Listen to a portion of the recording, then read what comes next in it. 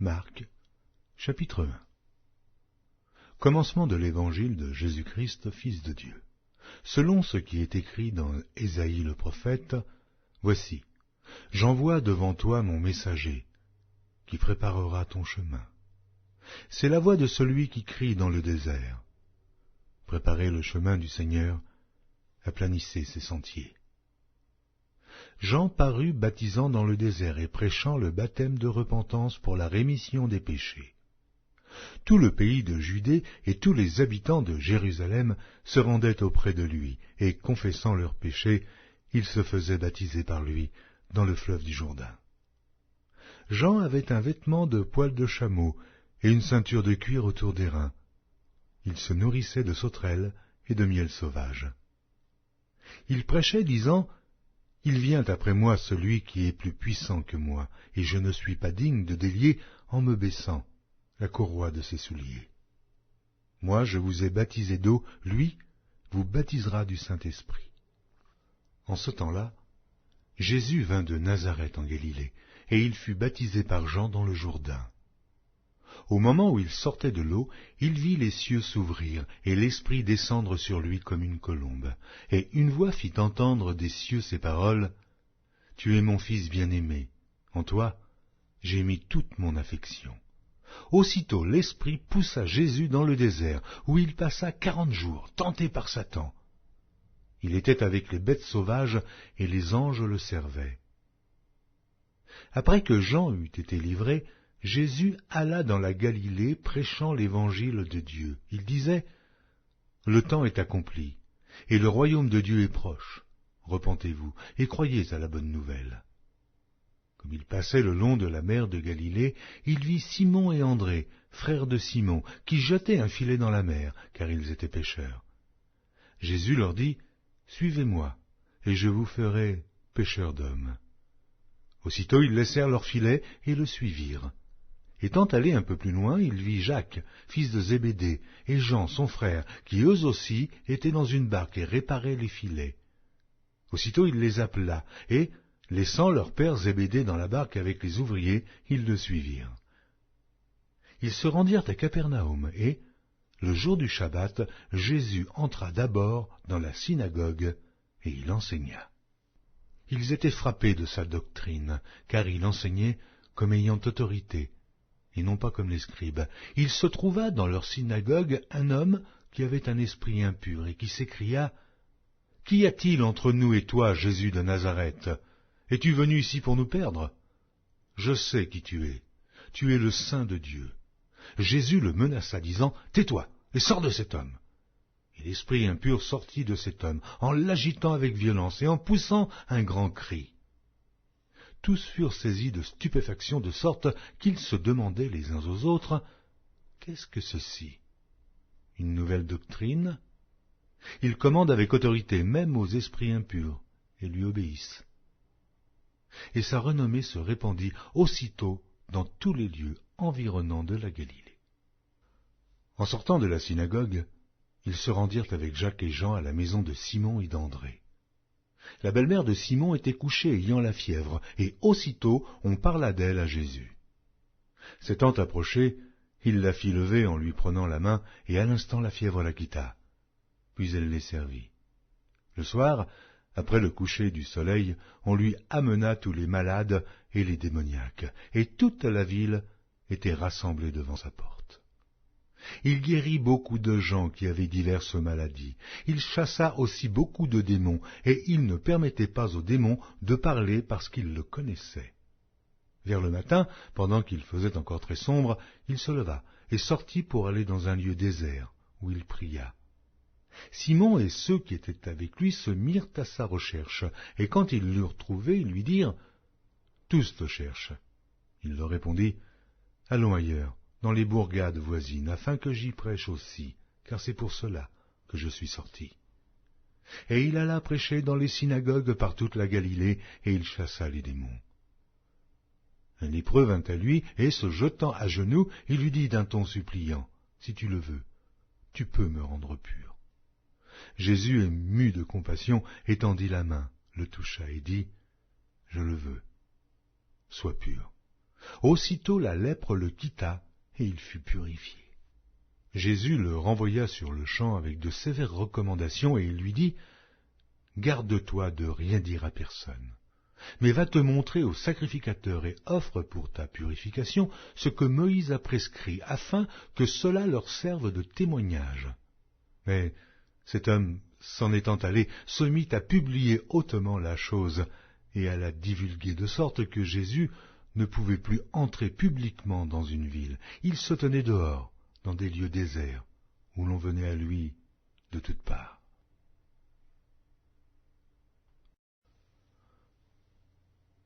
Marc, chapitre 2. Quelques jours après, Jésus revint à Capernaum. On apprit qu'il était à la maison, et il s'assembla un si grand nombre de personnes que l'espace devant la porte ne pouvait plus les contenir. Il leur annonçait la parole. Des gens vinrent à lui, amenant un paralytique porté par 4 hommes. Comme ils ne pouvaient l'aborder à cause de la foule, ils découvrirent le toit de la maison où il était, et ils descendirent par cette ouverture le lit sur lequel le paralytique était couché. Jésus, voyant leur foi, dit au paralytique, « Mon enfant, tes péchés sont pardonnés. » Il y avait là quelques scribes qui étaient assis et qui se disaient au-dedans d'eux, « Comment cet homme parle-t-il ainsi? Il blasphème. Qui peut pardonner les péchés si ce n'est Dieu seul ?» Jésus, ayant aussitôt connu par son esprit ce qu'ils pensaient au-dedans d'eux, leur dit, « Pourquoi avez-vous de telles pensées dans vos cœurs? Lequel est le plus aisé de dire au paralytique, tes péchés sont pardonnés, ou de dire, lève-toi, prends ton lit et marche? Or, afin que vous sachiez que le Fils de l'homme a sur la terre le pouvoir de pardonner les péchés, je te l'ordonne, dit-il au paralytique, lève-toi, prends ton lit, et va dans ta maison. Et à l'instant, il se leva, prit son lit, et sortit en présence de tout le monde, de sorte qu'ils étaient tous dans l'étonnement, et glorifiaient Dieu, disant, nous n'avons jamais vu rien de pareil. Jésus sortit de nouveau du côté de la mer. Toute la foule venait à lui, et il les enseignait. En passant, il vit Lévi, fils d'Alphée, assis au bureau des péages. Il lui dit, « Suis-moi. » Lévi se leva et le suivit. Comme Jésus était à table dans la maison de Lévi, beaucoup de publicains et de gens de mauvaise vie se mirent aussi à table avec lui et avec ses disciples, car ils étaient nombreux et l'avaient suivi. Les scribes et les pharisiens, le voyant manger avec les publicains et les gens de mauvaise vie, dirent à ses disciples, « Pourquoi mange-t-il et boit-il avec les publicains et les gens de mauvaise vie ?» Ce que Jésus ayant entendu, il leur dit, « Ce ne sont pas ceux qui se portent bien qui ont besoin de médecins, mais les malades. Je ne suis pas venu appeler des justes, mais des pécheurs. » Les disciples de Jean et les pharisiens jeûnaient. Ils vinrent dire à Jésus, « Pourquoi les disciples de Jean et ceux des pharisiens jeûnent-ils, tandis que tes disciples ne jeûnent point ?» Jésus leur répondit, « Les amis de l'époux peuvent-ils jeûner pendant que l'époux est avec eux? Aussi longtemps qu'ils ont avec eux l'époux, ils ne peuvent jeûner. Les jours viendront où l'époux leur sera enlevé, et alors ils jeûneront en ce jour-là. Personne ne coud une pièce de drap neuf à un vieil habit. Autrement, la pièce de drap neuf emporterait une partie du vieux, et la déchirure serait pire. Et personne ne met du vin nouveau dans de vieilles outres. Autrement, le vin fait rompre les outres, et le vin et les outres sont perdus. Mais il faut mettre le vin nouveau dans des outres neuves. » Il arriva un jour de Shabbat que Jésus traversa des champs de blé. Ses disciples, chemin faisant, se mirent à arracher des épis. Les pharisiens lui dirent, « Voici, pourquoi font-ils ce qui n'est pas permis pendant le Shabbat ?» Jésus leur répondit, « N'avez-vous jamais lu ce que fit David lorsqu'il fut dans la nécessité et qu'il eut faim, lui et ceux qui étaient avec lui, comment il entra dans la maison de Dieu du temps du souverain sacrificateur Abiatar, et mangea les pains de proposition qu'il n'est permis qu'aux sacrificateurs de manger, et en donna même à ceux qui étaient avec lui. Puis il leur dit, le Shabbat a été fait pour l'homme, et non l'homme pour le Shabbat, de sorte que le Fils de l'homme est maître même du Shabbat. »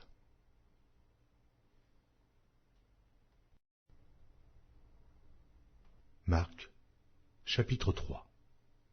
Jésus entra de nouveau dans la synagogue. Il s'y trouvait un homme qui avait la main sèche. Ils observaient Jésus pour voir s'il le guérirait le jour du Shabbat. C'était afin de pouvoir l'accuser.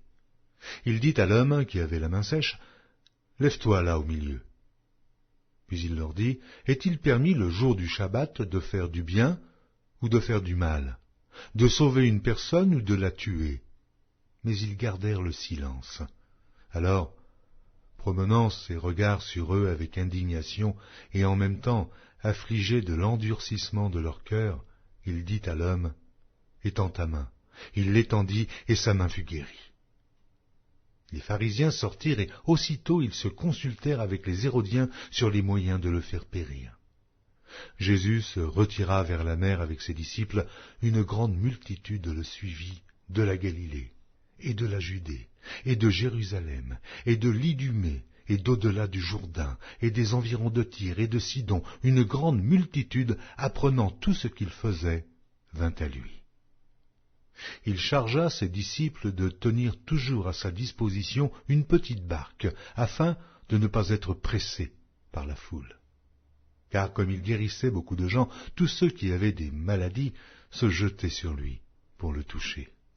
Les esprits impurs, quand ils le voyaient, se prosternaient devant lui et s'écriaient « Tu es le Fils de Dieu !» Mais il leur recommandait très sévèrement de ne pas le faire connaître.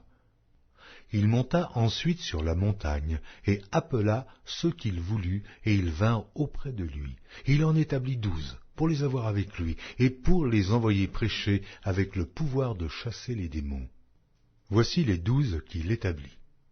Simon, qu'il nomma Pierre, Jacques, fils de Zébédée, et Jean, frère de Jacques, auquel il donna le nom de Boanerges, qui signifie fils du tonnerre, André, Philippe, Barthélemy, Matthieu, Thomas, Jacques, fils d'Alphée, Thaddée, Simon le Cananite, et Judas Iscario, celui qui livra Jésus. Ils se rendirent à la maison, et la foule s'assembla de nouveau, en sorte qu'ils ne pouvaient pas même prendre leur repas. Les parents de Jésus, ayant appris ce qui se passait, vinrent pour se saisir de lui, car ils disaient « Il est hors de sens ». Et les scribes, qui étaient descendus de Jérusalem, dirent « Il est possédé de Béelzébul. C'est par le prince des démons qu'il chasse les démons. » Jésus les appela et leur dit sous forme de parabole « Comment Satan peut-il chasser Satan? Si un royaume est divisé contre lui-même, ce royaume ne peut subsister. Et si une maison est divisée contre elle-même, cette maison ne peut subsister. Si donc Satan se révolte contre lui-même, il est divisé, et il ne peut subsister, mais c'en est fait de lui. Personne ne peut entrer dans la maison d'un homme fort et piller ses biens sans avoir auparavant lié cet homme fort.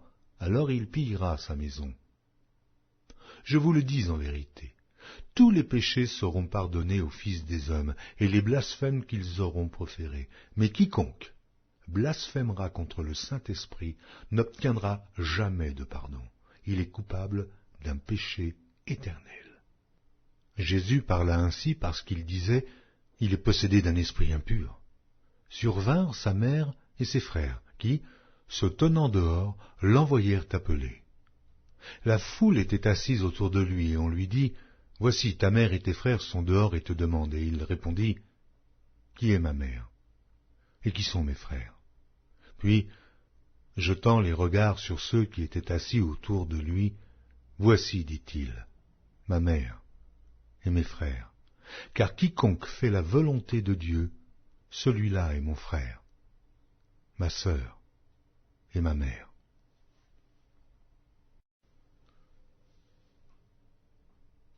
Marc, chapitre 4. Jésus se mit de nouveau à enseigner au bord de la mer.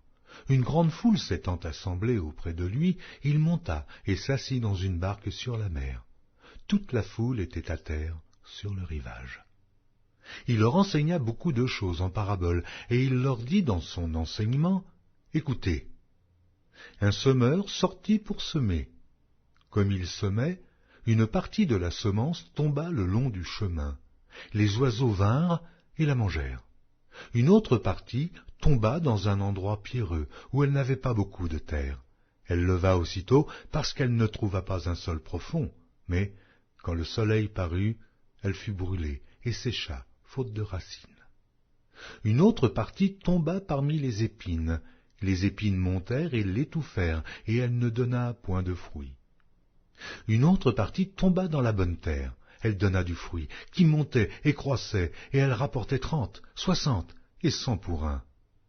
Puis il dit, que celui qui a des oreilles pour entendre, entende. Lorsqu'il fut en particulier, ceux qui l'entouraient avec les 12 l'interrogèrent sur les paraboles. Il leur dit, c'est à vous qu'a été donné le mystère du royaume de Dieu. Mais pour ceux qui sont dehors, tout se passe en paraboles, afin qu'en voyant, ils voient et n'aperçoivent point, et qu'en entendant, ils entendent et ne comprennent point, de peur qu'ils ne se convertissent et que les péchés ne leur soient pardonnés. Il leur dit encore, vous ne comprenez pas ces paraboles. Comment donc comprendrez-vous toutes les paraboles? Le semeur sème la parole. Les uns sont le long du chemin, où la parole est semée. Quand ils l'ont entendue, aussitôt Satan vient et enlève la parole qui a été semée en eux. Les autres, pareillement, reçoivent la semence dans les endroits pierreux. Quand ils entendent la parole, ils la reçoivent d'abord avec joie, mais ils n'ont pas de racine en eux-mêmes. Ils manquent de persistance, et dès que survient une tribulation ou une persécution à cause de la parole, ils y trouvent une occasion de chute. D'autres reçoivent la semence parmi les épines. Ce sont ceux qui entendent la parole, mais en qui les soucis du siècle, la séduction des richesses et l'invasion des autres convoitises étouffent la parole et la rendent infructueuse. D'autres reçoivent la semence dans la bonne terre. Ce sont ceux qui entendent la parole, la reçoivent et portent du fruit, 30, 60 et 100 pour un. Il leur dit encore, apporte-t-on la lampe pour la mettre sous le boisseau ou sous le lit? N'est-ce pas pour la mettre sur le chandelier? Car il n'est rien de caché qui ne doive être découvert, rien de secret qui ne doive être mis au jour. Si quelqu'un a des oreilles pour entendre, qu'il entende. Il leur dit encore, prenez garde à ce que vous entendez. On vous mesurera avec la mesure dont vous vous serez servi, et on y ajoutera pour vous. Car on donnera à celui qui a, mais à celui qui n'a pas, on ôtera même ce qu'il a. Il dit encore, il en est du royaume de Dieu comme quand un homme jette de la semence en terre. Qu'il dorme ou qu'il veille, nuit et jour, la semence germe et croît, sans qu'il sache comment. La terre produit d'elle-même d'abord l'herbe, puis l'épi, puis le grain tout formé dans l'épi, et dès que le fruit est mûr, on y met la faucille, car la moisson est là. Il dit encore, à quoi comparerons-nous le royaume de Dieu, ou par quelle parabole le représenterons-nous? Il est semblable à un grain de sénévé qui, lorsqu'on le sème en terre, est la plus petite de toutes les semences qui sont sur la terre. Mais, lorsqu'il a été semé, il monte, devient plus grand que tous les légumes, et pousse de grandes branches, en sorte que les oiseaux du ciel peuvent habiter sous son ombre. C'est par beaucoup de paraboles de ce genre qu'il leur annonçait la parole, selon qu'ils étaient capables de l'entendre. Il ne leur parlait point sans parabole, mais, en particulier, il expliquait tout à ses disciples. Ce même jour, sur le soir, Jésus leur dit « Passons à l'autre bord ». Après avoir renvoyé la foule, ils l'emmenèrent dans la barque où il se trouvait. Il y avait aussi d'autres barques avec lui. Il s'éleva un grand tourbillon, et les flots se jetaient dans la barque, au point qu'elle se remplissait déjà. Et lui, il dormait à la poupe sur le coussin. Ils le réveillèrent et lui dirent « Maître, ne t'inquiètes-tu pas de ce que nous périssons ?» S'étant réveillé, il menaça le vent et la mer. « Silence, tais-toi !» Et le vent cessa, et il y eut un grand calme. Puis il leur dit « Pourquoi avez-vous ainsi peur? Comment n'avez-vous point de foi ?» Ils furent saisis d'une grande frayeur, et ils se dirent les uns aux autres, « Quel est donc celui-ci, à qui obéissent même le vent et la mer ?» Marc, chapitre 5. Ils arrivèrent à l'autre bord de la mer, dans le pays des Gadaréniens. Aussitôt que Jésus fut hors de la barque, il vint au-devant de lui un homme sortant des sépulcres et possédé d'un esprit impur. Cet homme avait sa demeure dans les sépulcres, et personne ne pouvait plus le lier, même avec une chaîne. Car souvent il avait eu les fers aux pieds et avait été lié de chaînes, mais il avait rompu les chaînes et brisé les fers, et personne n'avait la force de le dompter. Il était sans cesse nuit et jour dans les sépulcres et sur les montagnes, criant et se meurtrissant avec des pierres. Ayant vu Jésus de loin, il accourut, se prosterna devant lui, et s'écria d'une voix forte, « Qu'y a-t-il entre moi et toi, Jésus, fils du Dieu Très-Haut? Je t'en conjure, au nom de Dieu, ne me tourmente pas. » Car Jésus lui disait, « Sors de cet homme, esprit impur. » Et il lui demanda, « Quel est ton nom? » « Légion est mon nom, lui répondit-il, car nous sommes plusieurs. » Et il le priait instamment de ne pas les envoyer hors du pays. Il y avait là, vers la montagne, un grand troupeau de pourceaux qui paissaient. Et les démons le prièrent, disant, « Envoie-nous dans ces pourceaux, afin que nous entrions en eux. » Il le leur permit. Et les esprits impurs sortirent, entrèrent dans les pourceaux, et le troupeau se précipita des pentes escarpées dans la mer. Il y en avait environ 2000, et ils se noyèrent dans la mer. Ceux qui les faisaient paître s'enfuirent et répandirent la nouvelle dans la ville et des campagnes. Les gens allèrent voir ce qui était arrivé. Ils vinrent auprès de Jésus, et ils virent le démoniaque, celui qui avait eu la légion, assis, vêtu et dans son bon sens, et ils furent saisis de frayeur. Ceux qui avaient vu ce qui s'était passé leur racontèrent ce qui était arrivé au démoniaque et au pourceau. Alors il se mit à supplier Jésus de quitter leur territoire. Comme il montait dans la barque, celui qui avait été démoniaque lui demanda la permission de rester avec lui. Jésus ne le lui permit pas, mais il lui dit, « Va dans ta maison, vers les tiens, et raconte-leur tout ce que le Seigneur t'a fait, et comment il a eu pitié de toi. » Il s'en alla et se mit à publier dans la Décapole tout ce que Jésus avait fait pour lui, et tous furent dans l'étonnement. Jésus, dans la barque, regagna l'autre rive, où une grande foule s'assembla près de lui. Il était au bord de la mer. Alors vint un des chefs de la synagogue, nommé Jaïrus, qui, l'ayant aperçu, se jeta à ses pieds, et lui adressa cette instante prière. « Ma petite fille est à l'extrémité, viens. Impose-lui les mains, afin qu'elle soit sauvée, et qu'elle vive. » Jésus s'en alla avec lui, et une grande foule le suivait et le pressait.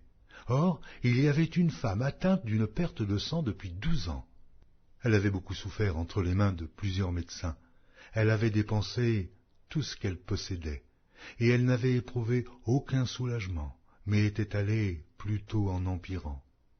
Ayant entendu parler de Jésus, elle vint dans la foule par derrière et toucha son vêtement, car elle disait, « Si je puis seulement toucher ses vêtements, je serai guérie. » Au même instant, la perte de sang s'arrêta, et elle sentit dans son corps qu'elle était guérie de son mal. Jésus connut aussitôt en lui-même qu'une force était sortie de lui, et, se retournant au milieu de la foule, il dit, « Qui a touché mes vêtements ?» Ses disciples lui dirent, « Tu vois la foule qui te presse et tu dis qui m'a touché ?» Et il regardait autour de lui pour voir celle qui avait fait cela. La femme, effrayée et tremblante, sachant ce qui s'était passé en elle, vint se jeter à ses pieds et lui dit toute la vérité. Mais Jésus lui dit, « Ma fille, ta foi t'a sauvée. Va en paix et sois guérie de ton mal. » Comme il parlait encore, survinrent de chez le chef de la synagogue des gens qui dirent, « Ta fille est morte, pourquoi importuner davantage le maître ?» Mais Jésus, sans tenir compte de ces paroles, dit au chef de la synagogue, « Ne crains pas, crois seulement. » Et il ne permit à personne de l'accompagner, si ce n'est à Pierre, à Jacques et à Jean, frère de Jacques. Ils arrivèrent à la maison du chef de la synagogue, où Jésus vit une foule bruyante et des gens qui pleuraient et qui poussaient de grands cris. Il entra et leur dit, « Pourquoi faites-vous du bruit, et pourquoi pleurez-vous? L'enfant n'est pas morte, mais elle dort. » Et ils se moquaient de lui. Alors, ayant fait sortir tout le monde, il prit avec lui le père et la mère de l'enfant et ceux qui l'avaient accompagné, et il entra où était l'enfant. Il la saisit par la main et lui dit, « Talitha Koumi, ce qui signifie « Jeune fille, lève-toi, je te le dis ». Aussitôt la jeune fille se leva et se mit à marcher, car elle avait 12 ans, et ils furent dans un grand étonnement. Jésus leur adressa de fortes recommandations pour que personne ne sût la chose, et il dit qu'on donna à manger à la jeune fille. Marc, chapitre 6. Jésus partit de là et se rendit dans sa patrie. Ses disciples le suivirent. Quand le Shabbat fut venu, il se mit à enseigner dans la synagogue. Beaucoup de gens qui l'entendirent étaient étonnés et disaient « D'où lui viennent ces choses? Quelle est cette sagesse qui lui a été donnée? Et comment de tels miracles se font-ils par ses mains? N'est-ce pas le charpentier, le fils de Marie, le frère de Jacques, de José, de Jude et de Simon? Et ses sœurs ne sont-elles pas ici parmi nous ?» Et il était pour eux une occasion de chute. Mais Jésus leur dit, « Un prophète n'est méprisé que dans sa patrie, parmi ses parents et dans sa maison. » Il ne put faire là aucun miracle, si ce n'est qu'il imposa les mains à quelques malades et les guérit. Et ils s'étonnaient de leur incrédulité. Jésus parcourait les villages d'alentour en enseignant. Alors il appela les 12 et il commença à les envoyer 2 à 2 en leur donnant pouvoir sur les esprits impurs. Il leur prescrivit de ne rien prendre pour le voyage, si ce n'est un bâton, de n'avoir ni pain, ni sac, ni monnaie dans la ceinture, de chausser des sandales et de ne pas revêtir 2 tuniques. Puis il leur dit, « Dans quelque maison que vous entriez, restez-y jusqu'à ce que vous partiez de ce lieu, et s'il y a quelque part des gens qui ne vous reçoivent ni ne vous écoutent, retirez-vous de là et secouez la poussière de vos pieds afin que cela leur serve de témoignage. » Ils partirent et ils prêchèrent la repentance. Ils chassaient beaucoup de démons et ils oignaient d'huile beaucoup de malades et les guérissaient. Le roi Hérode entendit parler de Jésus dont le nom était devenu célèbre et il dit « Jean-Baptiste est ressuscité des morts. » Et c'est pour cela qu'il se fait par lui des miracles. D'autres disaient « C'est Élie », et d'autres disaient « C'est un prophète, comme l'un des prophètes. » Mais Hérode, en apprenant cela, disait « Ce Jean que j'ai fait décapiter, c'est lui qui est ressuscité. » Car Hérode lui-même avait fait arrêter Jean et l'avait fait lier en prison à cause d'Hérodias, femme de Philippe, son frère, parce qu'il l'avait épousée, et que Jean lui disait « Il ne t'est pas permis d'avoir la femme de ton frère. » Hérodias était irritée contre Jean et voulait le faire mourir, mais elle ne le pouvait, car Hérode craignait Jean, le connaissant pour un homme juste et saint. Il le protégeait, et après l'avoir entendu, il était souvent perplexe, et l'écoutait avec plaisir. Cependant, un jour propice arriva lorsque Hérode, à l'anniversaire de sa naissance, donna un festin assez grand, aux chefs militaires et aux principaux de la Galilée. La fille d'Hérodias entra dans la salle. Elle dansa et plut à Hérode et à ses convives. Le roi dit à la jeune fille, « Demande-moi ce que tu voudras, et je te le donnerai. » Il ajouta avec serment, « Ce que tu me demanderas, je te le donnerai, fût-ce la moitié de mon royaume. » Étant sortie, elle dit à sa mère, « Que demanderai-je » Et sa mère répondit, « La tête de Jean-Baptiste. » Elle s'empressa de rentrer aussitôt vers le roi et lui fit cette demande, « Je veux que tu me donnes à l'instant, sur un plat, la tête de Jean-Baptiste. » Le roi fut attristé, mais à cause de ses serments et des convives, il ne voulut pas lui faire un refus. Il envoya sur-le-champ un garde avec ordre d'apporter la tête de Jean-Baptiste. Le garde alla décapiter Jean dans la prison et apporta la tête sur un plat. Il la donna à la jeune fille, et la jeune fille la donna à sa mère. Les disciples de Jean, ayant appris cela, vinrent prendre son corps et le mirent dans un sépulcre. Les apôtres, s'étant rassemblés auprès de Jésus, lui racontèrent tout ce qu'ils avaient fait et tout ce qu'ils avaient enseigné. Jésus leur dit, « Venez à l'écart dans un lieu désert et reposez-vous un peu, car il y avait beaucoup d'allants et de venants, et ils n'avaient même pas pris le temps de manger. » Ils partirent donc dans une barque pour aller à l'écart, dans un lieu désert. Beaucoup de gens les virent s'en aller, et ils les reconnurent, et de toutes les villes on accourut à pied, et on les devança au lieu où ils se rendaient. Quand il sortit de la barque, Jésus vit une grande foule, et fut ému de compassion pour eux, parce qu'ils étaient comme des brebis qui n'ont point de berger, et il se mit à leur enseigner beaucoup de choses. Comme l'heure était déjà avancée, ses disciples s'approchèrent de lui et dirent, « Ce lieu est désert, et l'heure est déjà avancée. Renvoie-les, afin qu'ils aillent dans les campagnes et dans les villages des environs pour s'acheter de quoi manger. » Jésus leur répondit, « Donnez-leur vous-même à manger. » Mais ils lui dirent, « Irions-nous acheter des pains pour 200 deniers, et leur donnerions-nous à manger ?» Il leur dit, « Combien avez-vous de pain? Allez voir. » Et ils s'en assurèrent et répondirent, « 5 et 2 poissons. » Alors il leur commanda de les faire tous asseoir par groupes sur l'herbe verte, et ils s'assirent par rangées de 100 et de 50. Il prit les 5 pains et les 2 poissons, et, levant les yeux vers le ciel, il rendit grâce, puis il rompit les pains, et il les donna aux disciples, afin qu'ils les distribuassent à la foule. Il partagea aussi les 2 poissons entre tous. Tous mangèrent et furent rassasiés. Et l'on emporta 12 paniers, pleins de morceaux de pain, et de ce qui restait des poissons. Ceux qui avaient mangé les pains étaient 5000 hommes.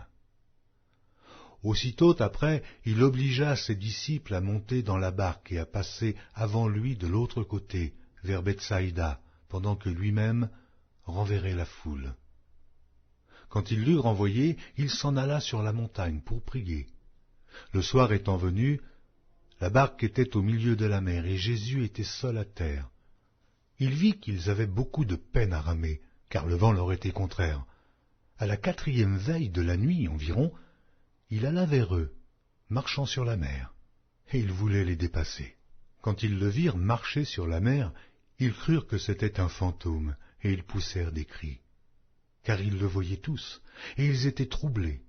Aussitôt Jésus leur parla et leur dit, « Rassurez-vous, c'est moi. N'ayez pas peur. » Puis il monta vers eux dans la barque, et le vent cessa. Ils furent en eux-mêmes tous stupéfaits et remplis d'étonnement, car ils n'avaient pas compris le miracle des pains, parce que leur cœur était endurci. Après avoir traversé la mer, ils vinrent dans le pays de Génézareth, et ils abordèrent. Quand ils furent sortis de la barque, les gens, ayant aussitôt reconnu Jésus, parcoururent tous les environs, et l'on se mit à apporter les malades sur des lits, partout où l'on apprenait qu'il était. En quelques lieues qu'il arriva dans les villages, dans les villes ou dans les campagnes, on mettait les malades sur les places publiques, et on le priait de leur permettre seulement de toucher le bord de son vêtement, et tous ceux qui le touchaient étaient guéris. Marc, chapitre 7. Les pharisiens et quelques scribes venus de Jérusalem s'assemblèrent auprès de Jésus. Ils virent quelques-uns de ses disciples prendre leur repas avec des mains impures, c'est-à-dire non lavées. Or les pharisiens et tous les Juifs ne mangent pas sans s'être lavés soigneusement les mains, conformément à la tradition des anciens. Et quand ils reviennent de la place publique, ils ne mangent qu'après s'être purifiés. Oh, ils ont encore beaucoup d'autres observances traditionnelles, comme le lavage des coupes, des cruches et des vases d'airain. Et les pharisiens et les scribes lui demandèrent, « Pourquoi tes disciples ne suivent-ils pas la tradition des anciens, mais prennent-ils leur repas avec des mains impures ?» Jésus leur répondit, « Hypocrites, Ésaïe a bien prophétisé sur vous, ainsi qu'il est écrit, « Ce peuple m'honore des lèvres, mais son cœur est éloigné de moi. C'est en vain qu'il m'honore, en donnant des préceptes qui sont des commandements d'hommes. Vous abandonnez le commandement de Dieu et vous observez la tradition des hommes. » Il leur dit encore, « Vous anéantissez fort bien le commandement de Dieu pour garder votre tradition, car Moïse a dit, « Honore ton père et ta mère. » Et celui qui maudira son père ou sa mère sera puni de mort. Mais vous, vous dites, « Si un homme dit à son père ou à sa mère, « Ce dont j'aurais pu t'assister est corban, c'est-à-dire une offrande à Dieu », vous ne le laissez plus rien faire pour son père ou pour sa mère, annulant ainsi la parole de Dieu par votre tradition que vous avez établie, et vous faites beaucoup d'autres choses semblables. » Ensuite, ayant de nouveau appelé la foule à lui, il lui dit, « Écoutez-moi tous et comprenez. Il n'est hors de l'homme rien qui, entrant en lui, puisse le souiller. Mais ce qui sort de l'homme, c'est ce qui le souille. Si quelqu'un a des oreilles pour entendre, qu'il entende. » Lorsqu'il fut entré dans la maison, loin de la foule, ses disciples l'interrogèrent sur cette parabole. Il leur dit, « Vous aussi, êtes-vous donc sans intelligence? Ne comprenez-vous pas que rien de ce qui du dehors entre dans l'homme ne peut le souiller? Car cela n'entre pas dans son cœur, mais dans son ventre, puis s'en va dans des lieux secrets, qui purifient tous les aliments. » Il dit encore, « Ce qui sort de l'homme, c'est ce qui souille l'homme. Car c'est du dedans, c'est du cœur des hommes que sortent les mauvaises pensées, les adultères, les impudicités, les meurtres, les vols, les cupidités, les méchancetés, la fraude, le dérèglement, le regard envieux, la calomnie, l'orgueil, la folie. Toutes ces choses sont mauvaises et sortent du dedans et souillent l'homme. » Jésus, étant parti de là, s'en alla dans le territoire de Tyr et de Sidon. Il entra dans une maison désirant que personne ne le sût, mais il ne put rester caché, car une femme, dont la fille était possédée d'un esprit impur, entendit parler de Jésus et vint se jeter à ses pieds. Cette femme était grecque, syro-phénicienne d'origine. Elle le pria de chasser le démon hors de sa fille. Jésus lui dit, « Laisse d'abord les enfants se rassasier, car il n'est pas bien de prendre le pain des enfants et de le jeter aux petits chiens. »« Oui, Seigneur, lui répondit-elle, mais les petits chiens, sous la table, mangent les miettes des enfants. » Alors il lui dit, « À cause de cette parole, va, le démon est sorti de ta fille. » Et, quand elle rentra dans sa maison, elle trouva l'enfant couché sur le lit. Le démon était sorti.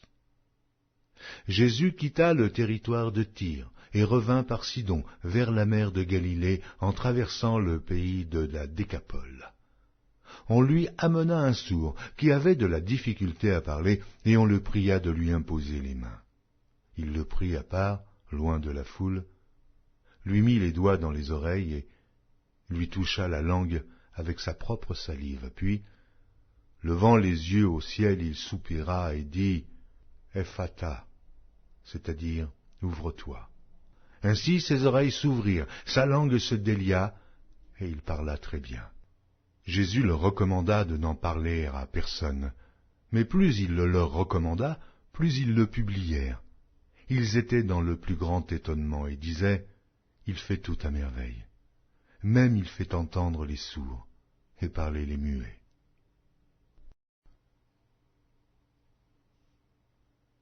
Marc, chapitre 8.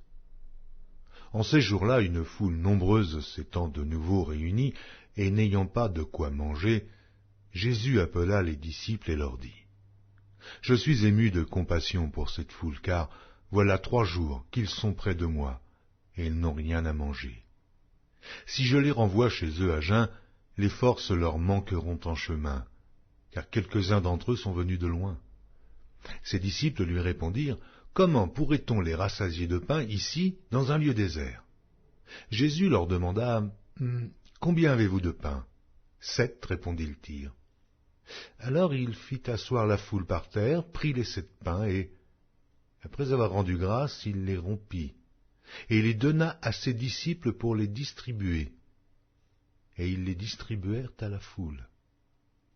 Il avait encore quelques petits poissons, et Jésus, ayant rendu grâce, les fit aussi distribuer. Ils mangèrent et furent rassasiés, et l'on emporta 7 corbeilles pleines de morceaux qui restaient. Ils étaient environ 4000 hommes. Ensuite, Jésus les renvoya. Aussitôt il monta dans la barque avec ses disciples, et se rendit dans la contrée de Dalmanuta.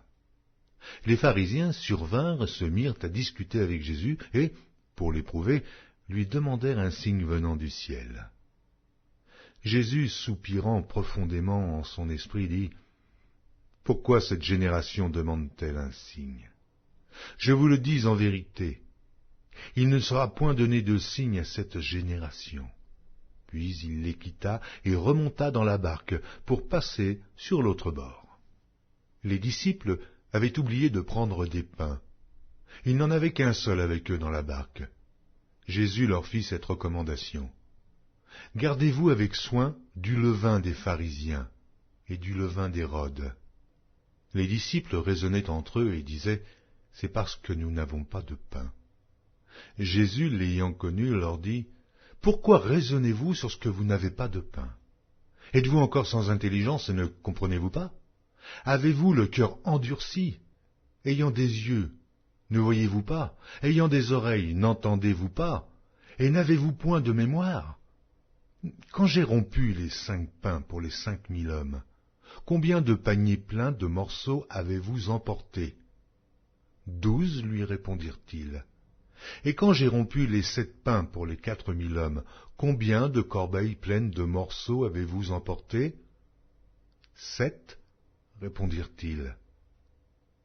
Et il leur dit, ne comprenez-vous pas encore? Ils se rendirent à Bethsaïda, et on amena vers Jésus un aveugle, qu'on le pria de toucher. Il prit l'aveugle par la main, et le conduisit hors du village, puis il lui mit de la salive sur les yeux, lui imposa les mains, et lui demanda s'il voyait quelque chose. Il regarda et dit, « J'aperçois les hommes, mais j'en vois comme des arbres, et qui marchent. » Jésus lui mit de nouveau les mains sur les yeux, et, quand l'aveugle regarda fixement, il fut guéri, et vit tout distinctement. Alors Jésus le renvoya dans sa maison en disant, « N'entre pas au village. » Jésus s'en alla avec ses disciples dans les villages de Césarée et de Philippe, et il leur posa en chemin cette question, « Qui dit-on que je suis ?» Ils répondirent, « Jean-Baptiste, les autres, Élie, les autres l'un des prophètes, et vous, leur demanda-t-il, « Qui dites-vous que je suis ?» Pierre lui répondit, « Tu es le Christ. » Jésus leur recommanda sévèrement de ne dire cela de lui à personne. Alors il commença à leur apprendre qu'il fallait que le Fils de l'homme souffrit beaucoup, qu'il fût rejeté par les anciens, par les principaux sacrificateurs et par les scribes, qu'il fût mis à mort et qu'il ressuscita 3 jours après. Il leur disait ces choses ouvertement, et Pierre, l'ayant pris à part, se mit à le reprendre.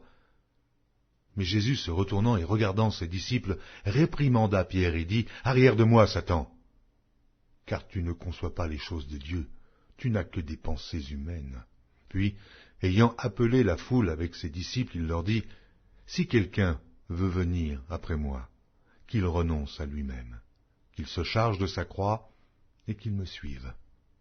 Car celui qui voudra sauver sa vie la perdra, mais celui qui perdra sa vie à cause de moi et de la bonne nouvelle la sauvera. Et que sert-il à un homme de gagner tout le monde s'il perd son âme? Que donnerait un homme en échange de son âme? Car quiconque aura honte de moi et de mes paroles, au milieu de cette génération adultère et pécheresse, le Fils de l'homme aussi aura honte de lui quand il viendra dans la gloire de son Père avec les saints anges. Marc, chapitre 9.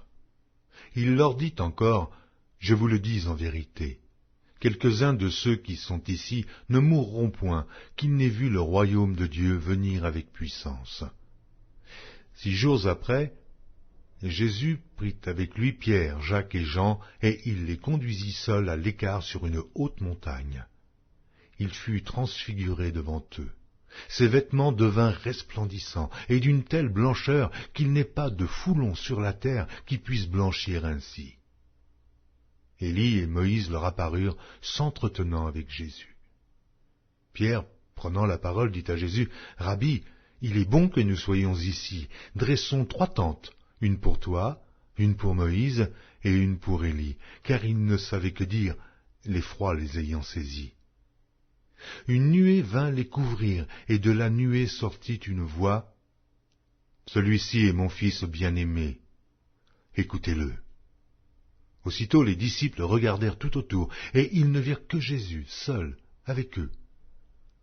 Comme il descendait de la montagne, Jésus leur recommanda de ne dire à personne ce qu'ils avaient vu, jusqu'à ce que le Fils de l'homme fût ressuscité des morts. Ils retinrent cette parole, se demandant entre eux ce que c'est que ressusciter des morts. Les disciples lui firent cette question: « Pourquoi les scribes disent-ils qu'il faut qu'Élie vienne premièrement ?» Il leur répondit: « Élie viendra premièrement et rétablira toutes choses. Et pourquoi est-il écrit du Fils de l'homme qu'il doit souffrir beaucoup et être méprisé? Mais je vous dis qu'Élie est venu, et qu'ils l'ont traité comme ils ont voulu, selon ce qu'il est écrit de lui. » Lorsqu'ils furent arrivés près des disciples, ils virent autour d'eux une grande foule et des scribes qui discutaient avec eux. Dès que la foule vit Jésus, elle fut surprise et accourut pour le saluer. Il leur demanda: « Sur quoi discutez-vous avec eux ?» Et un homme de la foule lui répondit: « Maître, j'ai amené auprès de toi mon fils qui est possédé d'un esprit muet. En quelque lieu qu'il le saisisse, il le jette par terre. L'enfant écume, grince des dents et devient tout raide. J'ai prié tes disciples de chasser l'esprit, et ils n'ont pas pu. » « Race d'incrédules, leur dit Jésus, jusque à quand serai-je avec vous? Jusque à quand vous supporterai-je?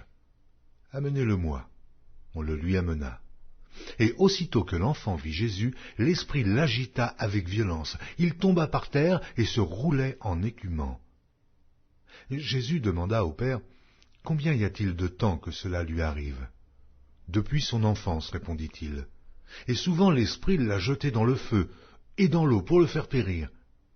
Mais si tu peux quelque chose, viens à notre secours, aie compassion de nous. » Jésus lui dit: « Si tu peux, mais tout est possible à celui qui croit. » Aussitôt le père et l'enfant s'écria: « Je crois, viens au secours de mon incrédulité. » Jésus, voyant accourir la foule, menaça l'esprit impur et lui dit: « Esprit muet et sourd, je te l'ordonne, sors de cet enfant et n'y entre plus. » Et il sortit en poussant des cris et en l'agitant avec une grande violence. L'enfant devint comme mort, de sorte que plusieurs disaient qu'il était mort. Mais Jésus, l'ayant pris par la main, le fit lever, et il se tint debout. Quand Jésus fut entré dans la maison, ses disciples lui demandèrent en particulier: « Pourquoi n'avons-nous pu chasser cet esprit ?» Et il leur dit: « Cette espèce-là ne peut sortir que par la prière. » Ils partirent de là et traversèrent la Galilée. Jésus ne voulait pas qu'on le sût, car il enseignait ses disciples, et il leur dit: « Le Fils de l'homme sera livré entre les mains des hommes. Ils le feront mourir, et 3 jours après qu'il aura été mis à mort, il ressuscitera. » Mais les disciples ne comprenaient pas cette parole, et ils craignaient de l'interroger. Ils arrivèrent à Capernaum. Lorsqu'il fut dans la maison, Jésus leur demanda: « De quoi discutiez-vous en chemin ?» Mais ils gardèrent le silence, car en chemin, ils avaient discuté entre eux pour savoir qui était le plus grand. Alors il s'assit, appela les 12 et leur dit: « Si quelqu'un veut être le premier, il sera le dernier de tous et le serviteur de tous. » Il prit un petit enfant, le plaça au milieu d'eux, et, l'ayant pris dans ses bras, il leur dit: « Quiconque reçoit en mon nom un de ces petits enfants me reçoit moi-même, et quiconque me reçoit, reçoit non pas moi, mais celui qui m'a envoyé. » Jean lui dit: « Maître, nous avons vu un homme qui chasse les démons en ton nom, et nous l'en avons empêché parce qu'il ne nous suit pas. » « Ne l'en empêchez pas, répondit Jésus, car il n'est personne qui, faisant un miracle en mon nom, puisse aussitôt après parler mal de moi. Qui n'est pas contre nous est pour nous. Et quiconque vous donnera à boire un verre d'eau en mon nom, parce que vous appartenez à Christ, je vous le dis en vérité, il ne perdra point sa récompense. Mais si quelqu'un scandalisait un de ces petits qui croient, il vaudrait mieux pour lui qu'on lui mît au cou une grosse meule de moulin et qu'on le jetât dans la mer. Si ta main est pour toi une occasion de chute, coupe-la. Mieux vaut pour toi entrer manchot dans la vie que d'avoir les 2 mains et d'aller dans la géhenne, dans le feu qui ne s'éteint point. Et si ton pied est pour toi une occasion de chute, coupe-le. Mieux vaut pour toi entrer boiteux dans la vie que d'avoir les 2 pieds et d'être jeté dans la géhenne, dans le feu qui ne s'éteint point. Et si ton œil est pour toi une occasion de chute, arrache-le. Mieux vaut pour toi entrer dans le royaume de Dieu n'ayant qu'un œil, que d'avoir 2 yeux et d'être jeté dans la géhenne, où leur ver ne meurt point, et où le feu ne s'éteint point. Car tout homme sera salé de feu. Le sel est une bonne chose. Mais si le sel devient sans saveur, avec quoi l'assaisonnerez-vous? Ayez du sel en vous-même, et soyez en paix les uns avec les autres. Marc, chapitre 10. Jésus étant parti de là se rendit dans le territoire de la Judée, au-delà du Jourdain. La foule s'assembla de nouveau près de lui, et selon sa coutume, il se mit encore à l'enseigner. Les pharisiens l'abordèrent, et pour l'éprouver, ils lui demandèrent s'il est permis à un homme de répudier sa femme. Il leur répondit, « Que vous a prescrit Moïse ?» Moïse, dirent-ils, a permis d'écrire une lettre de divorce et de répudier. Et Jésus leur dit, « C'est à cause de la dureté de votre cœur que Moïse vous a donné ce précepte. Mais au commencement de la création, Dieu fit l'homme et la femme. C'est pourquoi l'homme quittera son père et sa mère et s'attachera à sa femme, et les 2 deviendront une seule chair. Ainsi, ils ne sont plus 2, mais ils sont une seule chair. Que l'homme donc ne sépare pas ce que Dieu a joint. » Lorsqu'ils furent dans la maison, les disciples l'interrogèrent encore là-dessus. Il leur dit, « Celui qui répudie sa femme et qui en épouse une autre commet un adultère à son égard. Et si une femme quitte son mari et en épouse un autre, elle commet un adultère. » On lui amena des petits-enfants, afin qu'il les touchât, mais les disciples reprirent ceux qui les amenaient. Jésus, voyant cela, fut indigné et leur dit, « Laissez venir à moi les petits-enfants et ne les en empêchez pas, car le royaume de Dieu est pour ceux qui leur ressemblent. Je vous le dis en vérité, quiconque ne recevra pas le royaume de Dieu comme un petit enfant n'y entrera point. » Puis il les prit dans ses bras et les bénit, en leur imposant les mains. Comme Jésus se mettait en chemin, un homme accourut, et se jetant à genoux devant lui, « Bon maître, lui demanda-t-il, que dois-je faire pour hériter la vie éternelle ?» Jésus lui dit, « Pourquoi m'appelles-tu bon? Il n'y a de bon que Dieu seul. Tu connais les commandements. Tu ne commettras point d'adultère, tu ne tueras point, tu ne déroberas point, tu ne diras point de faux témoignages, tu ne feras tort à personne, honore ton père et ta mère. » Il lui répondit, « Maître, j'ai observé toutes ces choses dès ma jeunesse. » Jésus, l'ayant regardé, l'aima et lui dit, « Il te manque une chose. Va, vends tout ce que tu as, donne-le aux pauvres, et tu auras un trésor dans le ciel, puis viens et suis-moi. » Mais, affligé de cette parole, cet homme s'en alla tout triste, car il avait de grands biens. Jésus, regardant autour de lui, dit à ses disciples qu'il sera difficile à ceux qui ont des richesses d'entrer dans le royaume de Dieu. Les disciples furent étonnés de ce que Jésus parlait ainsi, et, reprenant, il leur dit, « Mes enfants, il est difficile à ceux qui se confient dans les richesses d'entrer dans le royaume de Dieu. Il est plus facile à un chameau de passer par le trou d'une aiguille qu'à un riche d'entrer dans le royaume de Dieu. » Les disciples furent encore plus étonnés, et ils se dirent les uns aux autres, « Et qui peut être sauvé ?» Jésus les regarda et dit, « Cela est impossible aux hommes, mais non à Dieu, car tout est possible à Dieu. » Pierre se mit à lui dire, « Voici, nous avons tout quitté et nous t'avons suivi. » Jésus répondit, « Je vous le dis en vérité, il n'est personne qui, ayant quitté à cause de moi et à cause de la bonne nouvelle sa maison, ou ses frères, ou ses sœurs, ou sa mère, ou son père, ou ses enfants, ou ses terres, ne reçoive au centuple présentement dans ce siècle-ci des maisons des frères, des sœurs, des mères, des enfants et des terres, avec des persécutions, et, dans le siècle à venir, la vie éternelle. Plusieurs des premiers seront les derniers, et plusieurs des derniers seront les premiers. » Ils étaient en chemin pour monter à Jérusalem, et Jésus allait au-devant d'eux. Les disciples étaient troublés, ils le suivaient avec crainte. Et Jésus prit de nouveau les 12 auprès de lui, et commença à leur dire ce qui devait lui arriver. Voici, nous montons à Jérusalem, et le Fils de l'homme sera livré aux principaux sacrificateurs et aux scribes. Ils le condamneront à mort, et ils le livreront aux païens, qui se moqueront de lui, cracheront sur lui, le battront de verge, et le feront mourir. Et, 3 jours après, il ressuscitera. Les fils de Zébédée, Jacques et Jean, s'approchèrent de Jésus et lui dirent, « Maître, nous voudrions que tu fisses pour nous ce que nous te demanderons. » Il leur dit, « Que voulez-vous que je fasse pour vous ?» « Accorde-nous, lui dirent-ils, d'être assis l'un à ta droite et l'autre à ta gauche, quand tu seras dans la gloire. » Jésus leur répondit, « Vous ne savez ce que vous demandez. Pouvez-vous boire la coupe que je dois boire, ou être baptisé du baptême dont je dois être baptisé ?» Nous le pouvons, dirent-ils. Et Jésus leur répondit, « Il est vrai que vous boirez la coupe que je dois boire, et que vous serez baptisés du baptême dont je dois être baptisé.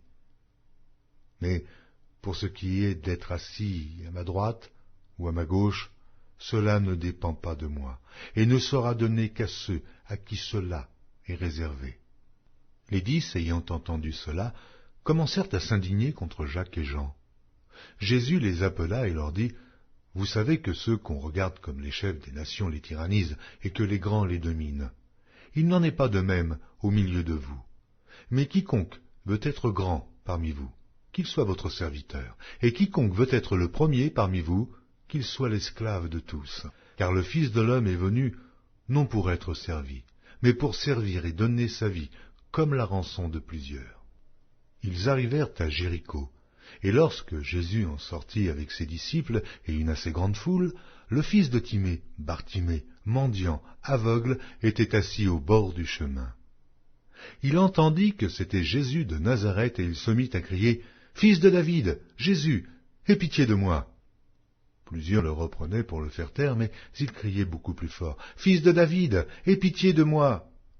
Jésus s'arrêta et dit, « Appelez-le. » Ils appelèrent l'aveugle en lui disant, « Prends courage, lève-toi, il t'appelle. » L'aveugle jeta son manteau et, se levant d'un bond, vint vers Jésus. Jésus, prenant la parole, lui dit, « Que veux-tu que je fasse ?» « Rabouni, lui répondit l'aveugle, « que je recouvre la vue. » Et Jésus lui dit, « Va, ta foi t'a sauvé. » Aussitôt il recouvra la vue et suivit Jésus dans le chemin.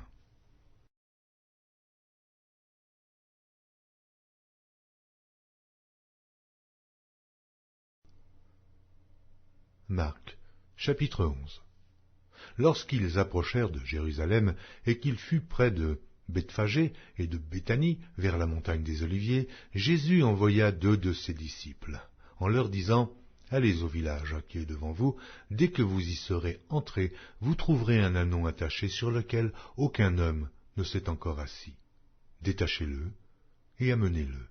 Si quelqu'un vous dit, pourquoi faites-vous cela, répondez, le Seigneur en a besoin, et à l'instant, il le laissera venir ici. » Les disciples, étant allés, trouvèrent l'ânon attaché dehors, près d'une porte, au contour du chemin, et ils le détachèrent. Quelques-uns de ceux qui étaient là leur dirent, « Mais que faites-vous? Pourquoi détachez-vous cet ânon ?» Ils répondirent comme Jésus l'avait dit, et on les laissa aller. Ils amenèrent à Jésus l'ânon, sur lequel ils jetèrent leurs vêtements, et Jésus s'assit dessus. Beaucoup de gens étendirent leurs vêtements sur le chemin, et d'autres des branches qu'ils coupèrent dans les champs. Ceux qui précédaient et ceux qui suivaient Jésus criaient, « Hosanna, béni soit celui qui vient au nom du Seigneur, béni soit le règne qui vient, le règne de David notre Père, Hosanna dans les lieux très hauts. » Jésus entra à Jérusalem dans le temple. Quand il eut tout considéré, comme il était déjà tard, il s'en alla à Béthanie avec les 12. Le lendemain, après qu'ils furent sortis de Béthanie, Jésus eut faim. Apercevant de loin un figuier qui avait des feuilles, il alla voir s'il y trouverait quelque chose, et, s'en étant approché, il ne trouva que des feuilles, car ce n'était pas la saison des figues. Prenant alors la parole, il lui dit, « Que jamais personne ne mange de ton fruit. » Et ses disciples l'entendirent. Ils arrivèrent à Jérusalem, et Jésus entra dans le temple, et il se mit à chasser ceux qui vendaient et qui achetaient dans le temple. Il renversa les tables des changeurs et les sièges des vendeurs de pigeons, et ne laissant personne transporter aucun objet à travers le temple. Et il enseignait et disait, « N'est-il pas écrit ? Ma maison sera appelée une maison de prière pour toutes les nations, mais vous en avez fait une caverne de voleurs. » Les principaux sacrificateurs et les scribes, l'ayant entendu, cherchèrent les moyens de le faire périr, car ils craignaient, parce que toute la foule était frappée de sa doctrine. Quand le soir fut venu, Jésus sortit de la ville. Le matin, en passant, les disciples virent le figuier séché jusqu'aux racines.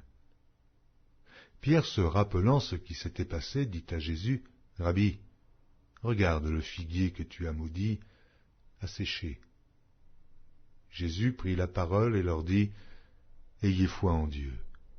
Je vous le dis en vérité, si quelqu'un dit à cette montagne, « Ôte-toi de là et jette-toi dans la mer », et s'il ne doute point en son cœur, mais croit que ce qu'il a dit arrive, il le verra s'accomplir.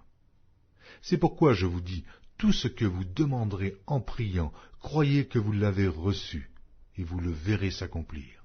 Et lorsque vous êtes debout, faisant votre prière, si vous avez quelque chose contre quelqu'un, pardonnez, afin que votre Père qui est dans les cieux vous pardonne aussi vos offenses. Mais si vous ne pardonnez pas, votre Père qui est dans les cieux ne vous pardonnera pas non plus vos offenses. » Ils se rendirent de nouveau à Jérusalem et, pendant que Jésus se promenait dans le temple, les principaux sacrificateurs et les scribes et les anciens vinrent à lui, et lui dirent, « Par quelle autorité fais-tu ces choses? Et qui t'a donné l'autorité de les faire ?» Jésus leur répondit, « Je vous adresserai aussi une question, répondez-moi, et je vous dirai par quelle autorité je fais ces choses.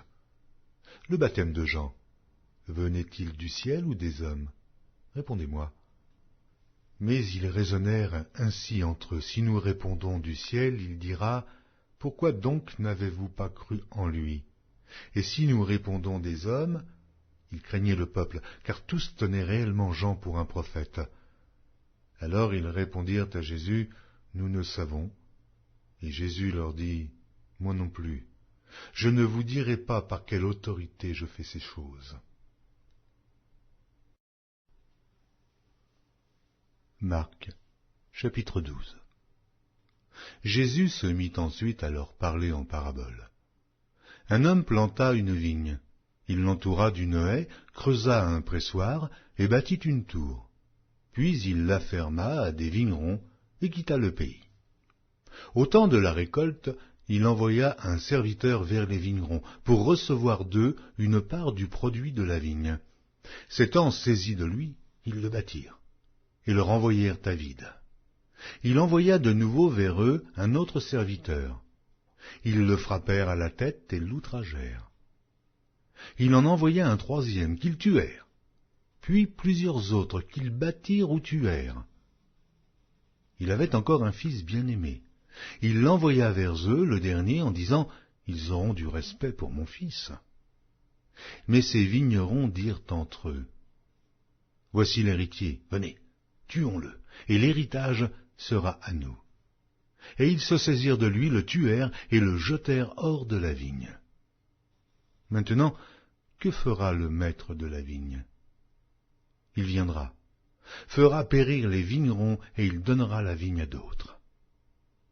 N'avez-vous pas lu cette parole de l'Écriture?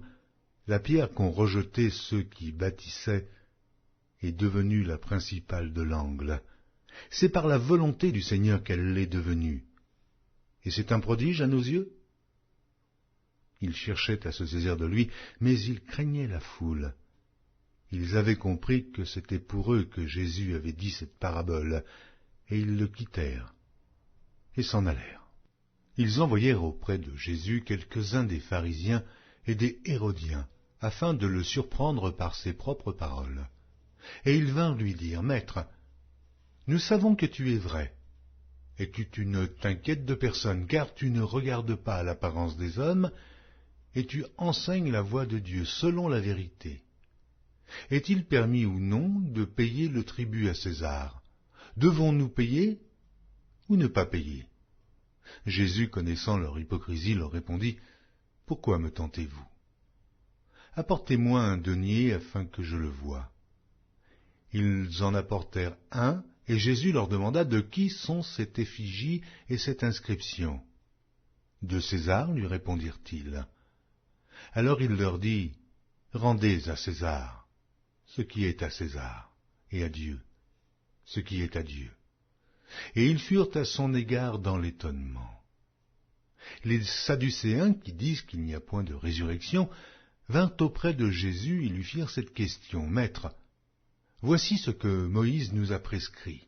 Si le frère de quelqu'un meurt et laisse une femme sans avoir d'enfant, son frère épousera sa veuve et suscitera une postérité à son frère. Or, il y avait 7 frères. Le premier se maria et mourut sans laisser de postérité. Le second prit la veuve pour femme et mourut sans laisser de postérité. Et il en fut de même du troisième, et aucun des 7 ne laissa de postérité. Après eux tous, la femme mourut aussi.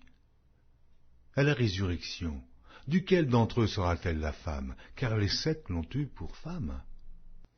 Jésus leur répondit, « N'êtes-vous pas dans l'erreur parce que vous ne comprenez ni les Écritures, ni la puissance de Dieu? Car, à la résurrection des morts, les hommes ne prendront point de femmes, ni les femmes de mari, mais ils seront comme les anges dans les cieux. Pour ce qui est de la résurrection des morts, n'avez-vous pas lu dans le livre de Moïse ce que Dieu lui dit à propos du buisson? Je suis le Dieu d'Abraham, le Dieu d'Isaac et le Dieu de Jacob. Dieu n'est pas Dieu des morts, mais des vivants. Vous êtes grandement dans l'erreur. » Un des scribes, qui les avait entendus discuter, sachant que Jésus avait bien répondu aux Sadducéens, s'approcha et lui demanda, « Quel est le premier de tous les commandements? » Jésus répondit, « Voici le premier. Écoute, Israël, le Seigneur, notre Dieu est l'unique Seigneur, et tu aimeras le Seigneur ton Dieu de tout ton cœur, de toute ton âme, de toute ta pensée et de toute ta force. Voici le second. Tu aimeras ton prochain comme toi-même. Il n'y a pas d'autre commandement plus grand que cela. » Le scribe lui dit, « Bien, maître, tu as dit avec vérité que Dieu est unique, et qu'il n'y en a point d'autre que lui, et que l'aimer de tout son cœur, de toute sa pensée, de toute son âme et de toute sa force, et aimer son prochain comme soi-même, c'est plus que tous les holocaustes et tous les sacrifices. » Jésus, voyant qu'il avait répondu avec intelligence, lui dit, « Tu n'es pas loin du royaume de Dieu. » Et personne n'osa pu lui proposer de question. Jésus, continuant à enseigner dans le temple, dit, « Comment les scribes disent-ils que le Christ est fils de David?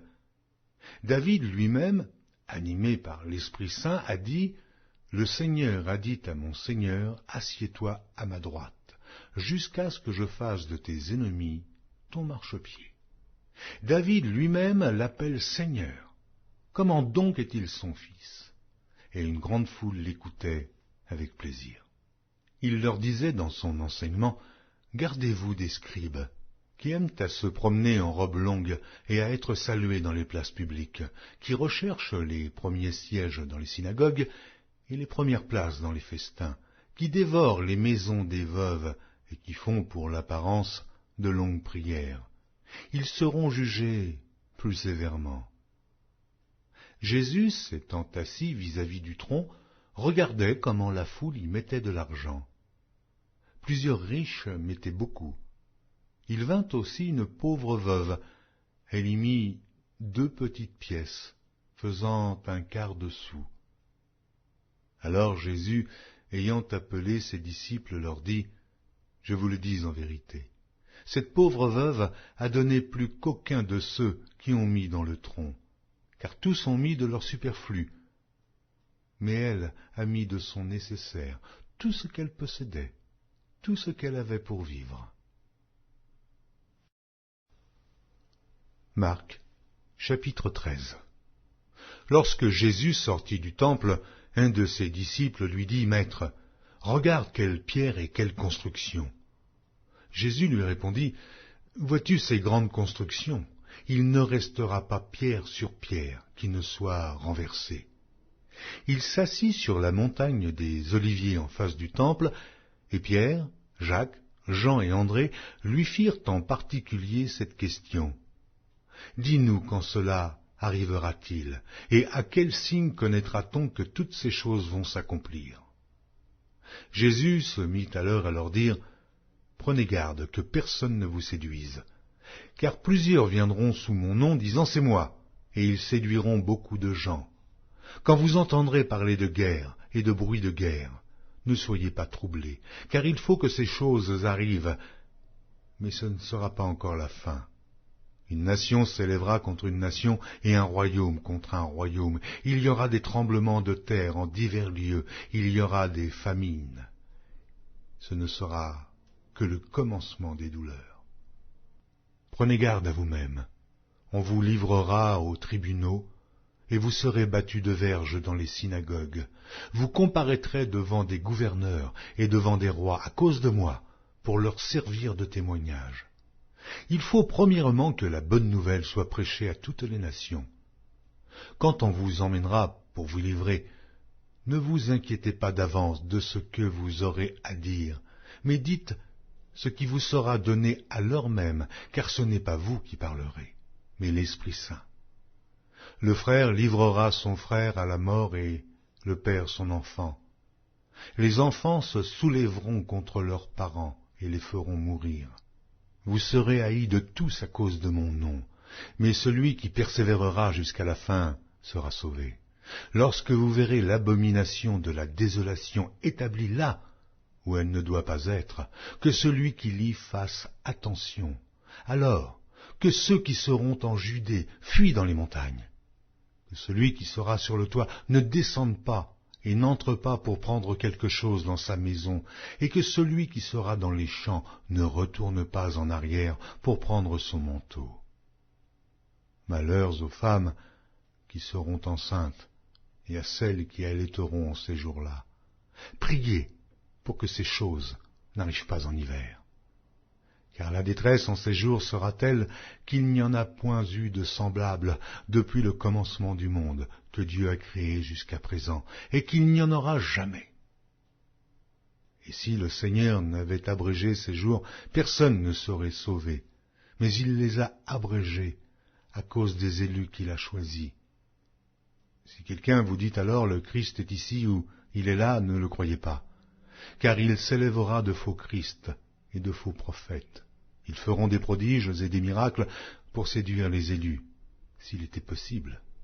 Soyez sur vos gardes. Je vous ai tout annoncé d'avance. Mais, dans ces jours, après cette détresse, le soleil s'obscurcira, la lune ne donnera plus sa lumière, les étoiles tomberont du ciel, et les puissances qui sont dans les cieux seront ébranlées.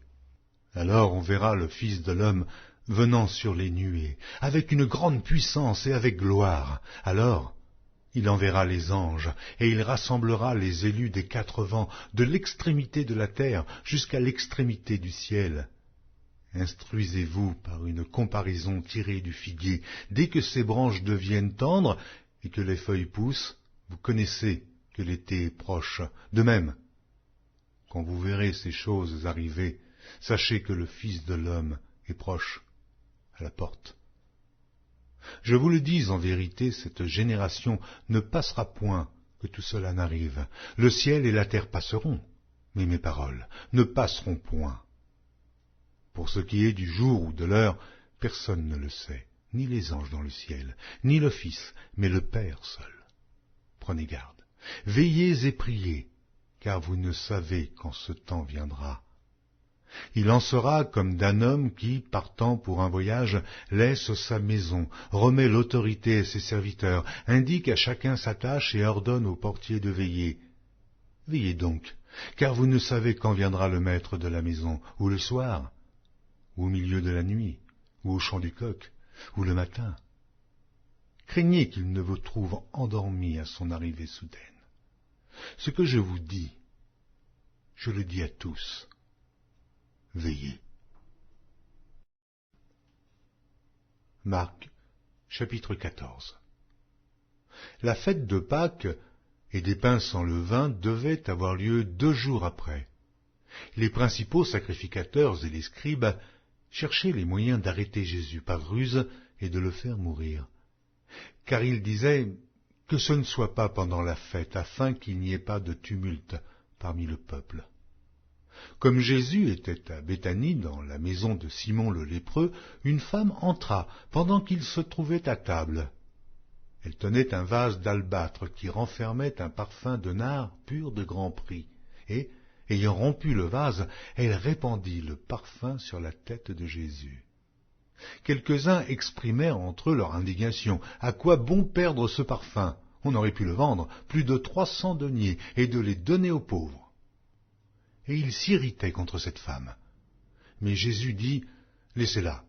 Pourquoi lui faites-vous de la peine? Elle a fait une bonne action à mon égard. Car vous avez toujours les pauvres avec vous, et vous pouvez leur faire du bien quand vous voulez, mais vous ne m'avez pas toujours. Elle a fait ce qu'elle a pu. Elle a d'avance embaumé mon corps pour la sépulture.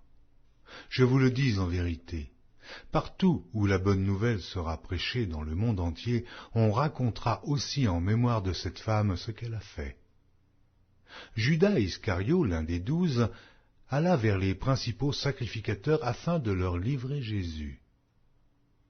Après l'avoir entendu, ils furent dans la joie et promirent de lui donner de l'argent, et Judas cherchait une occasion favorable pour le livrer. Le premier jour des pains sans levain, où l'on immolait la Pâque, les disciples de Jésus lui dirent, « Où veux-tu que nous allions te préparer la Pâque ?»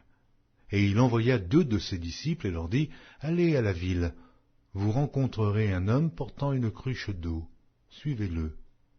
Quelque part qu'il entre, dites au maître de la maison, le maître dit, « Où est le lieu où je mangerai la Pâque avec mes disciples ?»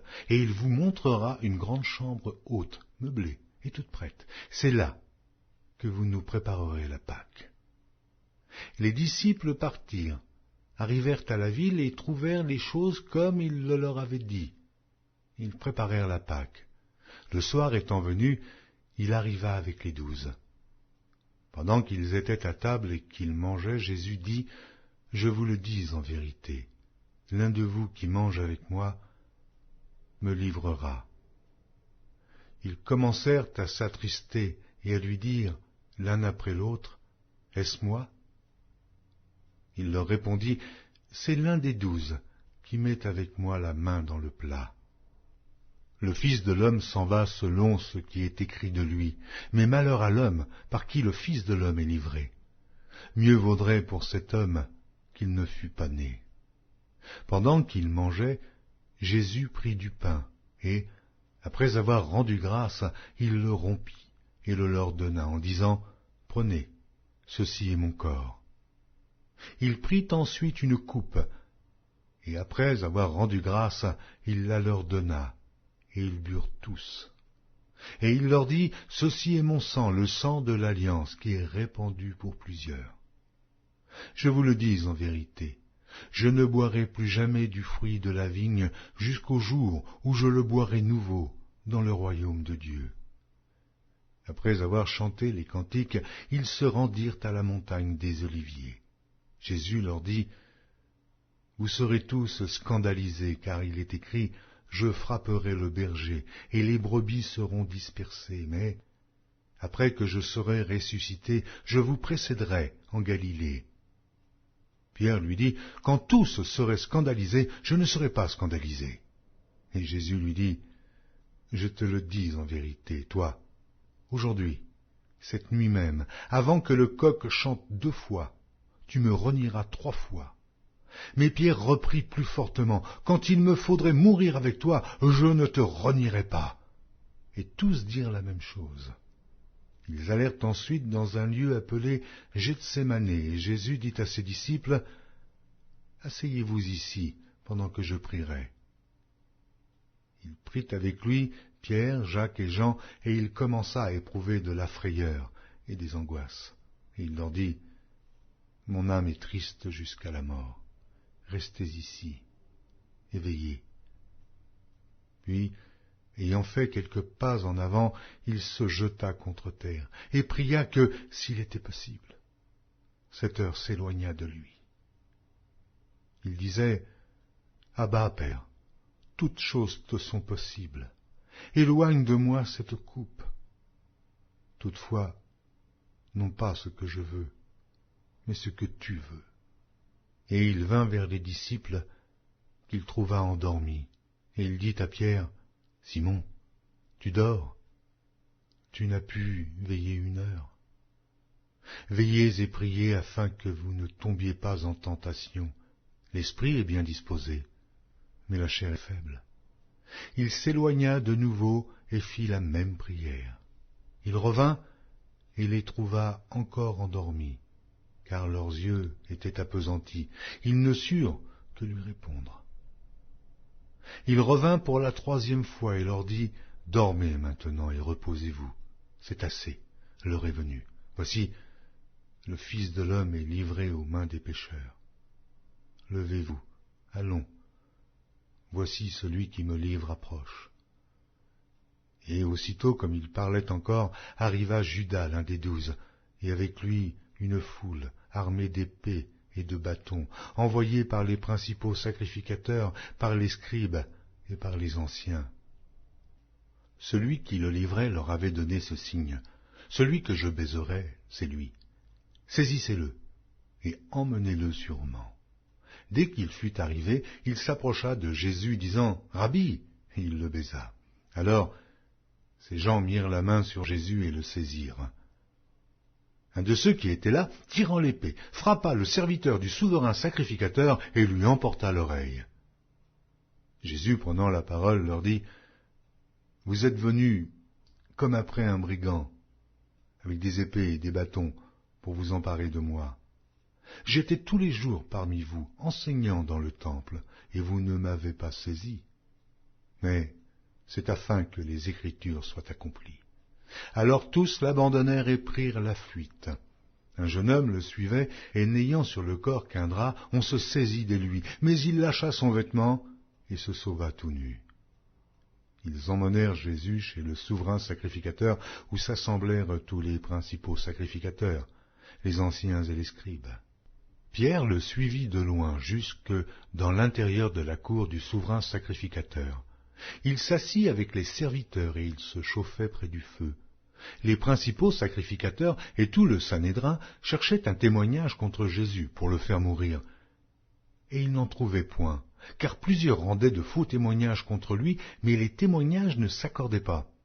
Quelques-uns se levèrent et portèrent un faux témoignage contre lui, disant « Nous l'avons entendu dire, je détruirai ce temple fait de main d'homme, et en 3 jours, j'en bâtirai un autre qui ne sera pas fait de main d'homme. » Mais même sur ce point-là, leur témoignage ne s'accordait pas.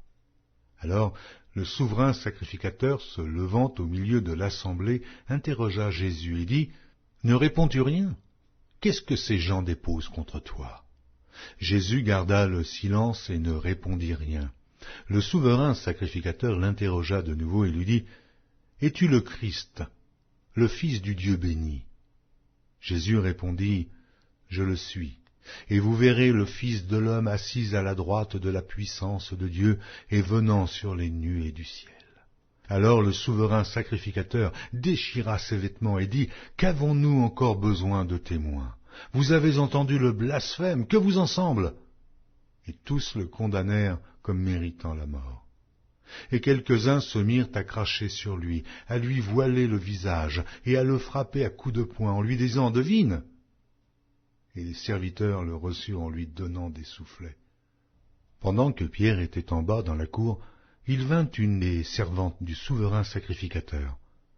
Voyant Pierre qui se chauffait, le regarda et lui dit « Toi aussi, tu étais avec Jésus de Nazareth. » Il le nia, disant « Je ne sais pas, je ne comprends pas ce que tu veux dire. » Puis il sortit pour aller dans le vestibule. Et le coq chanta. La servante, l'ayant vu, se mit de nouveau à dire à ceux qui étaient présents, « Celui-ci est de ces gens-là. » Et il le nia de nouveau.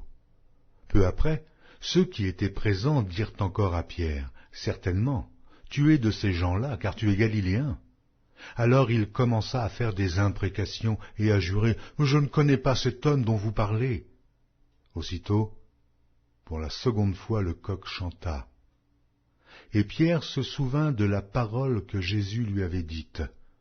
« Avant que le coq chante 2 fois, tu me renieras 3 fois. » Et en y réfléchissant, il pleurait. Marc, chapitre 15. Dès le matin, les principaux sacrificateurs tinrent conseil avec les anciens et les scribes et tout le Sanhédrin, et après avoir lié Jésus, ils l'emmenèrent et le livrèrent à Pilate. Pilate l'interrogea. « Es-tu le roi des Juifs ?» Jésus lui répondit, « Tu le dis. » Les principaux sacrificateurs portaient contre lui plusieurs accusations. Pilate l'interrogea de nouveau, « Ne réponds-tu rien? Vois de combien de choses il t'accuse. » Et Jésus ne fit plus aucune réponse, ce qui étonna Pilate. À chaque fête, il relâchait un prisonnier, celui que demandait la foule. Il y avait en prison un nommé Barabbas avec ses complices, pour un meurtre qu'il avait commis dans une sédition. La foule, étant montée, se mit à demander ce qu'il avait coutume de leur accorder. Pilate leur répondit, « Voulez-vous que je vous relâche le roi des Juifs ?» Car il savait que c'était par envie que les principaux sacrificateurs l'avaient livré. Mais les chefs des sacrificateurs excitèrent la foule, afin que Pilate leur relâchât plutôt Barabbas. Pilate, reprenant la parole, leur dit, « Que voulez-vous donc que je fasse de celui que vous appelez le roi des Juifs ?» Ils crièrent de nouveau, « Crucifie-le » Pilate leur dit, « Mais quel mal a-t-il fait ?» Ils crièrent encore plus fort, « Crucifie-le, crucifie-le » Pilate, voulant satisfaire la foule, leur relâcha Barabbas et, après avoir fait battre de verges Jésus, il leur livra pour être crucifié. Les soldats conduisirent Jésus dans l'intérieur de la cour, c'est-à-dire dans le prétoire, et ils assemblèrent toute la cohorte. Ils le revêtirent de pourpre, et posèrent sur sa tête une couronne d'épines qu'ils avaient tressée. Puis ils se mirent à le saluer. « Salut, roi des Juifs !» Et ils lui frappaient la tête avec un roseau, crachaient sur lui, et, fléchissant les genoux, ils se prosternaient devant lui. Après s'être ainsi moqués de lui, ils lui ôtèrent la pourpre, lui remirent ses vêtements et l'emmenèrent pour le crucifier. Ils forcèrent à porter la croix de Jésus un passant qui revenait des champs, Simon de Cyrène, père d'Alexandre et de Rufus, et ils conduisirent Jésus au lieu nommé Golgotha, ce qui signifie lieu du crâne. Ils lui donnèrent à boire du vin mêlé de myrrhe, mais il ne le prit pas. Ils le crucifièrent et se partagèrent ses vêtements en tirant au sort pour savoir ce que chacun aurait. C'était la 3e heure quand ils le crucifièrent. L'inscription indiquant le sujet de sa condamnation portait ces mots, « Le roi des Juifs ». Ils crucifièrent avec lui 2 brigands, l'un à sa droite et l'autre à sa gauche. Ainsi fut accompli ce que dit l'Écriture. Il a été mis au nombre des malfaiteurs. Les passants l'injuriaient et secouaient la tête en disant, « Et toi, qui détruis le temple et qui le rebâtis en 3 jours? Sauve-toi toi-même en descendant de la croix. » Les principaux sacrificateurs aussi, avec les scribes, se moquaient entre eux et disaient, « Il a sauvé les autres, et il ne peut se sauver lui-même. Que le Christ, le roi d'Israël, descende maintenant de la croix, afin que nous voyions et que nous croyions. » Ceux qui étaient crucifiés avec lui l'insultaient aussi. La 6e heure étant venue, il y eut des ténèbres sur toute la terre, jusqu'à la 9e heure. Et à la 9e heure, Jésus s'écria d'une voix forte, « Eloi, Eloi, lama sabachthani » ce qui signifie « Mon Dieu, pourquoi m'as-tu abandonné ?»